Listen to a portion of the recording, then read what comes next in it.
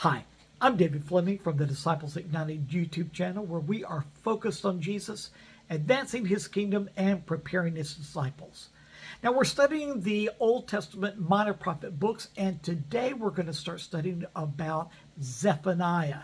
Zephaniah is a very interesting book. It's very short, but very powerful. Let me read to you to give us some groundwork understanding about Zephaniah, his life, and his ministry. Zephaniah chapter 1, verse 1. The word of the Lord that came to Zephaniah, the son of Cushi, son of Gedaliah, son of Amariah, son of Hezekiah. Boy, that gives us some good information. First of all, this Hezekiah, you've heard that name before. That's right. King Hezekiah. Now, this is most likely referring to King Hezekiah, and that tells us that Zephaniah would have been royalty. He was part of the royal family, and that would have made King Hezekiah his great-great-grandfather. So, not only is Zephaniah a prophet, but he is a royalty. He's part of the royal family. And we also know that his ministry took place in the kingdom of Judah. So he would have been born, most likely born and raised in Jerusalem. If not, that is certainly the place where he lived when he wrote his book.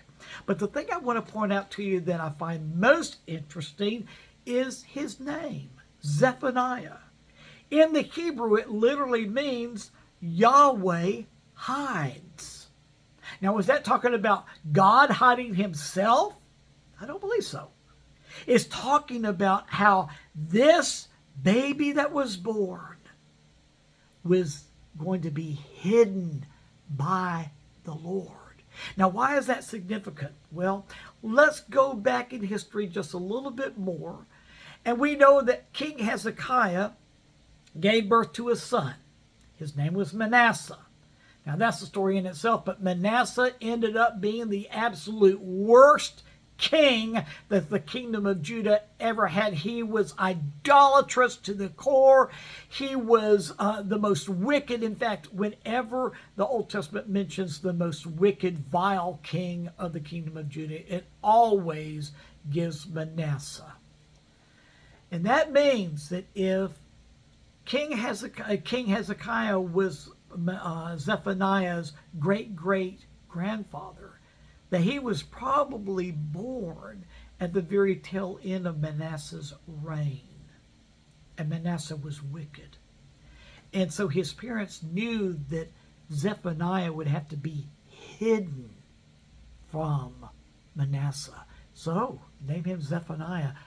Yahweh hides. Oh, hallelujah. His parents already sensed that God had a very special plan for their baby son. And they named him Yahweh Hides.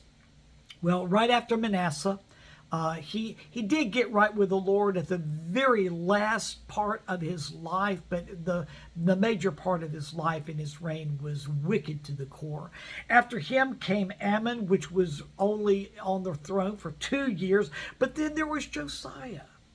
And the Bible does tell us that in chapter 1, verse 1, that Zephaniah's ministry took place in the days of Josiah, the son of Ammon, king of Judah. So he was probably born when Manasseh was on the throne. So that's why we have his name Yahweh Hides, because God was going to hide him, protect him until the day that the Lord was going to raise him up and use him to speak the word of the Lord to a people that had gone far, far away from the Lord. They were rebellious, having been led to do so by Manasseh.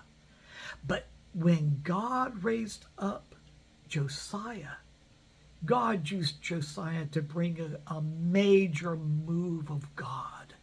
And that is where we find Zephaniah in ministry. There's so much to learn from this book, so join me tomorrow